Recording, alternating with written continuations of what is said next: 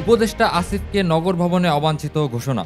উচ্চ আদালতের রায় ও নির্বাচন কমিশনের প্রজ্ঞাপন অনুযায়ী ঢাকা দক্ষিণ সিটি কর্পোরেশনে মেয়রের দায়িত্ব ইশরাক হোসেনকে বুঝিয়ে দেওয়ার দাবি জানিয়েছেন তার সমর্থকেরা।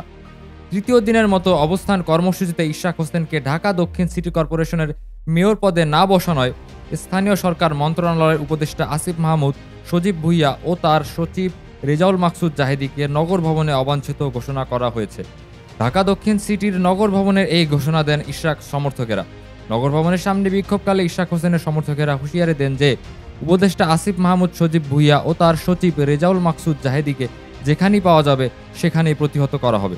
এ সময় তারা আরও জানান, আগামীকাল রোববারও তাদের বিক্ষোভ কর্মসূচি চলমান থাকবে।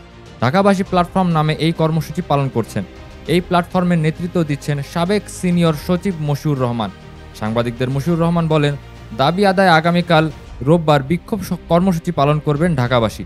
এছাড়া স্থানীয় সরকার, পল্লী উন্নয়ন ও সমবায় এবং যুব ও ক্রীড়া মন্ত্রণালয়ের উপদেষ্টা আসিফ মাহমুদ, সজীব ভুইয়া ও তার সচিব রেজাউল মাকসুদ জাহেদীকে নগর ভবনে অবাঞ্ছিত ঘোষণা করা হয়েছে।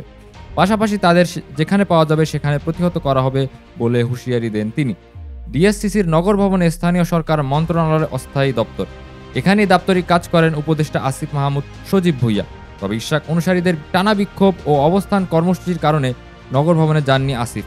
উল্লেখ্য, ২০২০ সালের ১ ফেব্রুয়ারি ঢাকা দক্ষিণ সিটি কর্পোরেশনের নির্বাচন হয়। নির্বাচনে আওয়ামী লীগের প্রার্থী শেখ ফজলে নূর তাপসকে বিজয়ী হিসেবে মেয়র ঘোষণা করা হয়।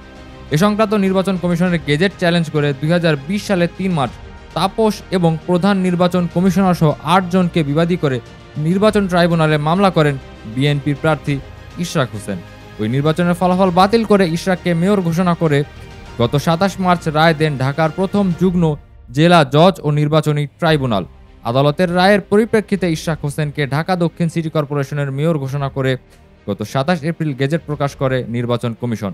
কিন্তু এখন পর্যন্ত ইশরাকের শপথ গ্রহণের ব্যবস্থা নেয়নি স্থানীয় সরকার মন্ত্রণালয়।